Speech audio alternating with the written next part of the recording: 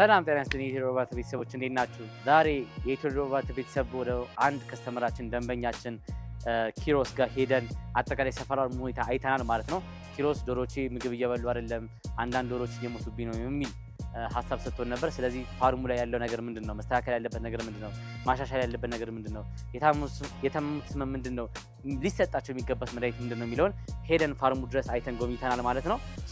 ለሱ ያሳያነው ያስረዳነው በሙሉ ደግሞ ለእናንተ ትምህርት እንዲሆን ይዘንላችሁ መጥተናል። ሰላማችሁ ይብዛ። ኪሮስ እንዴት ነህ? ሰላም ነው። ዛሬ እንግዲህ ስለ ዶሮዎች እስቲ ያለውን ነገር እንድናይ ነው። ምን ችግር ገጥሟቸዋል? የምግብ ፍላጎታቸው ቀንሷል ብለኝ ነው የጠራኝ አይደለ? እንደዚህ ችግር አለና እና ይለይ ብለኛል። እስቲ አጠቃላይ ዶሮዎች ሁኔታ ይመስላል፣ አንድ ፋርም ላይ መስተካከል ያለበት ነገር ምን አለ የሚለውን እናያለን። መጀመሪያ ስንገባ የምናየው ምንድነው? የዶሮዎቹ ንቃት ነው። which is ንቃት ማለት ሪፍሌክስ ነው። ሪፍሌክስ ጫጩት ላይ ስናይ አንድ ዶሮ አንስተን ገልብጠን እናያለን። ተገልብጣ ቶሎ ትመለሳለች የሚለው። እነዚህ ላይ ስናይ ግን አጠቃላይ እየበሉ እየጠጡ ከዛ በኋላ ደግሞ ለድምጽ ያላቸውን ምላሽ ነው የምናየው። ኦኬ ለምሳሌ አሁን ይሄ የሚንቀሳቀሱ ፓርት አለ አይደለ? ለድምጽ ያላቸውን ፓርት እሱን ነው የምናየው። ታመው ቢሆን ግን ክላክስ ብታረግላቸው ራሱ አይንቀሳቀሱም። ተረዳኝ? የሲኖ ትራ ክላክስ እንኳን ብታረግላቸው አይንቀሳቀሱም። ከዛ በተረፈ ግን አንዳንድ እንደዚህ በዚህ ሰዓት ዝም ብለው የሚቆዩ ዶሮዎች አሉ። እነሱን እናያለን። ተረዳኝ? ለምሳሌ እቺ ዶሮ በልታለች አልበላች የሚለውን እዚህ ጋር ፓስቴት ታረጋዋለህ። እግራቸው ንጹህ ነው። ኦኬ አይናቸው ፓርት ንጹህ ነው። ትንሽ ፔል እንደመሆን ነገር ሆኗል። ተረዳኝ አይደለ? የቪታሚን ሰጣቸዋል ከገቡ ቪታሚን አልጠጡም። አዎ ለምን? ላባቸው ድርቅ ብሏል፣ ግርጥት ብሏል። ኦኬ ይሄ ቪታሚን እያገኙ እንዳልሆነ አንዱ ማሳያ ነው። ከዛ በተረፈ ምንድነው? እስቲ የተዟዟረን ኩስ እናያለን። ምን የተለየ ኩስ አይተሃል? እስካሁን የተለየ ኩስ አላየሁም። አንድ የታመሙ ነበሩ። ኦኬ ቢጫ ነገር ምናምን ነበሩ። እነሱ ያው እንደነበሩ ይሄ እዚህ ጋርም እያየን ነው። ምንም ነገር የለም። ኖርማል ኩስ ነው። ነጭና ጥቁር ደረቅ ነው። አረንጓዴ፣ ቀይ፣ ደም የቀላቀለ ያየው ነገር አለ? ቢጫ። ኦኬ ዋናው ደግሞ ይኸውልህ እዚህ ጋር ውሃው በእርግጥ ንጹህ ነው፣ ግን ኮክሲዶሲስ እንዲይዙ የሚያደርጋቸው አንደኛ ይሄ ቶሎ የማይቀየር ከሆነ ነው። አይ እየቀየርን እናጥበዋለን። ይሄ አቧራው ምናምን እዛ ላይ እንዳይገባበት ማለት ነው። ሲያልቅ እናጥበዋለን። እሱ ቬሪ ኢምፖርታንት ነው። ሌላው ዶሮዎቹ ምንድን ናቸው መሰለኝ አንዳንዴ አሁን አንገታቸውን ቅብር አድርገው እንደዚህ ይቆያሉ። ይሄ ምንድነው? ኃይለኛ የሆነ ብርድ አለ ማለት ነው። ተረዳኝ? ኃይለኛ የሆነ ንፋስ አለ። ኢትስ ጉድ። የከፈትክበት አቅጣጫ በጣም አሪፍ ነው። ከጥግ እስከ ጥግ መሆኑ ከ2 ሜትር በላይ መሆኑ ምናልባት እዚህ ጋር ትንሽ ነው ያለችው፣ ግን በጣም ለዶሮዎቹም ቀረበ። አንደኛ የአየር አካባቢ ነው፣ የቤት ንፋሱን አመጣጥ ነው የምታየው። ስለዚህ በጣም ንፋስ በሚኖር ሰዓት ንፋስ ያለበትን ፓርት ትሸፍነዋለህ። ዋናው ነገር ምንድነው? ብርሃን እንዲኖር ነው። ብርሃን ማለት እኔ እናንተ የምንታየው ብርሃን አለ አይደለ? እሱ ብርሃን እንዲኖር ነው። አምፖሉ ዝጉድ 4 አምፖል ማስገባት ለ100 ካሬ ቤስት ነው። 5 ነው ቤስት ነው። ግን እዚህ ጋር አምፖል ጋር ያለው ችግር ምን መሰለህ? ከመሬት 2 ሜትር ነው የሚለው ሳይንሱ። ከመሬት 2 ሜትር ነው። አሁን ከፍ አድርገዋል።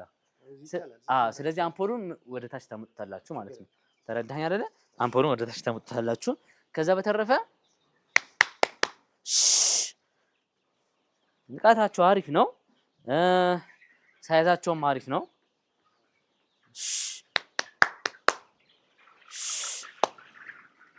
አሁን ግን ምንድነው መሰለህ? ስትረስ አለ ዶሮዎቹ ላይ ግልጽ የሚታይ። ወደዛ አምጣቸው እስቲ እንደዚህ ወደዚህ። ዶሮዎቹ ላይ የሚታይ ግልጽ ስትረስ አለ ማለት ነው ወይ ንፋስ አለ። ለዛ ነው ማይኮፕላዝማ የሚባል አለ። አይናቸው አካባቢ ያብጣሉ። ያችን ዶሮ አያት እንደዛች ዝም የምትለው እንደዚህ አንገቷ ያ ብርት። አሁን በዚህ ሰዓት ንፋስ የለም። አየሁ አይደለ? ይሄ በቃ ለዶሮዎቹ አሪፍ ነው። ተረዳኸኝ? ይሄ ኢንቫይሮንመንት ነው። ግን በጣም ከፍተኛ የሆነ የቪታሚን ዲፊሸንሲ ያለው እዚህ ፋርም ላይ የቪታሚን እጥረት አለ። ለምን? ላባቸው ብሪትል ነው መሆን ያለበት። ይሄ አካባቢ እዚህ ጋር ፀጉራቸው መቆም የለበትም። ኦኬ እዚህ ጋር አንዳንዴ ፀጉራቸው ቆሞ አታይም? ፀጉራቸው ቆሞ ታያለህ።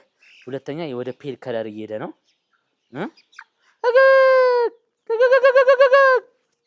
በጣም አሪፍ ነው ንቃታቸው። ግን እንደዚህ የብርድ ህመም ማሳየት የለባቸውም። እሺ አረንጓዴ ነገር መስጠት አለብህ።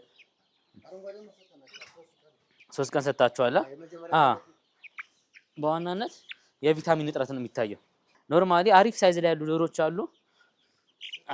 አየህ አይደለ? አገኘኋት። አሁን እቺ ዶሮ ታማለች። አይኗ በጣም አሪፍ።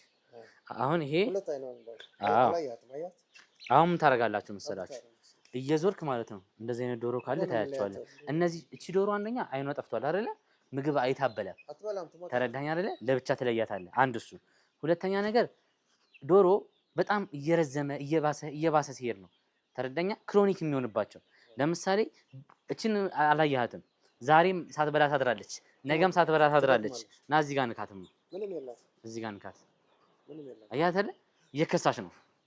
ያው ንካት እዚህ ጋር ይሄ ፓርት ያው አጥንቱን አየው which is ስተርሞ እየደቀቀ ይመጣና ትጎዳለች ማለት ነው። ይሄ ኖርማሊ ዱ ቱ ስትረስ እዚህ አካባቢ ባክቴሪያ አለ፣ ማይኮፕላዝማ የሚባል ባክቴሪያ። ኦኬ ይሄ ባክቴሪያ ልክ እንደ ጨጓራ ባክቴሪያ አንተ ጨጓራ ባክቴሪያ የማይሆን ምግብ መስማማት ሲባል የሚነሳበ እንደዛም ባክቴሪያው ይነሳል እና ምን ያደርጋል? አይናቸው እንደዚህ እብጥ ያደርጋቸዋል። እዚህ ውስጥ እንትን አለ ስሙን ንገረኝ። ነጭ መገላ ፈሳላ whether it's ኮራይዛ ሊሆን ይችላል ማይኮፕላዝማ ሊሆን ይችላል። ግን እንደምን ምን መሰለህ ሁለቱም መታከም ይችላል። አሁን ህክምናው ልንገራችሁ።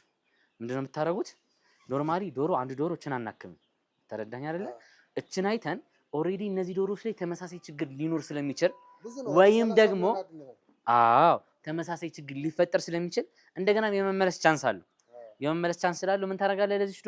ለዚች ዶሮ ብቻ ሳይሆን ለሁሉም ዶሮ አስትሪሰል ትክክለኛ መድኃኒት ነው። አስትሪሰል የሚባል ሰልፋዲያዚን መድኃኒት አለ። እሱን ለ5 ቀን ትሰጣለህ።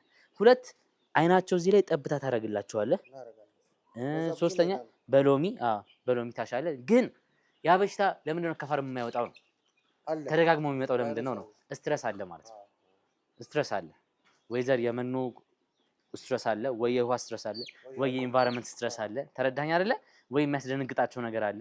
ተረዳኝ አይደለ? ያን ነገር በዚህ ሳምንት መቅረፍ አለብን። ከምንም በላይ ግን ሰፖርቲቭ ትሪትመንት ደግሞ ኢሚኒቲ ቡስት ማድረጊያም ቪታሚን ያስፈልጋቸዋል። እኒህ ዶሮዎች ያለማቋረጥ ለ15 ቀን በተከታታይ ቪታሚን መጠጣት አለባቸው ኢሚኒቲያቸውን ቡስት ለማድረግ። ኦኬ ቪታሚን ለ15 ቀን ትሰጣቸዋለህ። ከዛ ውሃ ይጠጣሉ። ጧት ቪታሚን፣ ከሰዓት ውሃ። እሺ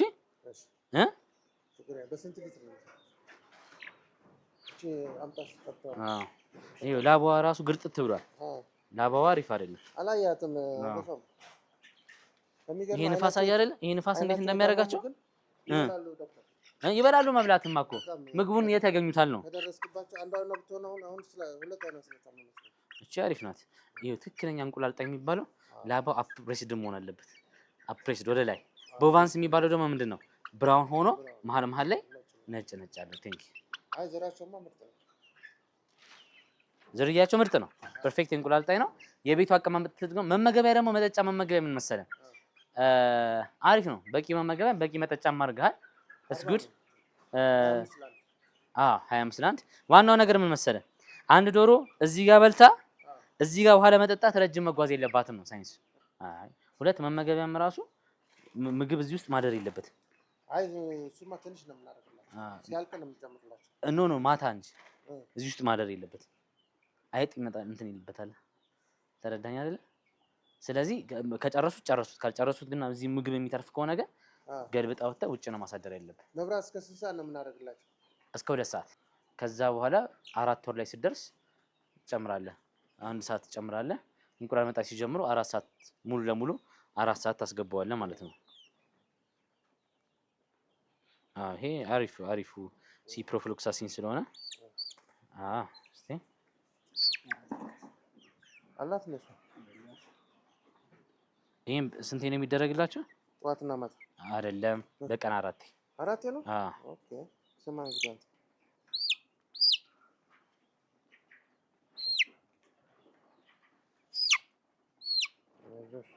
አሁን በዚህ እድሜያቸው እንደዚህ ነበር መሆን የነበረባቸው።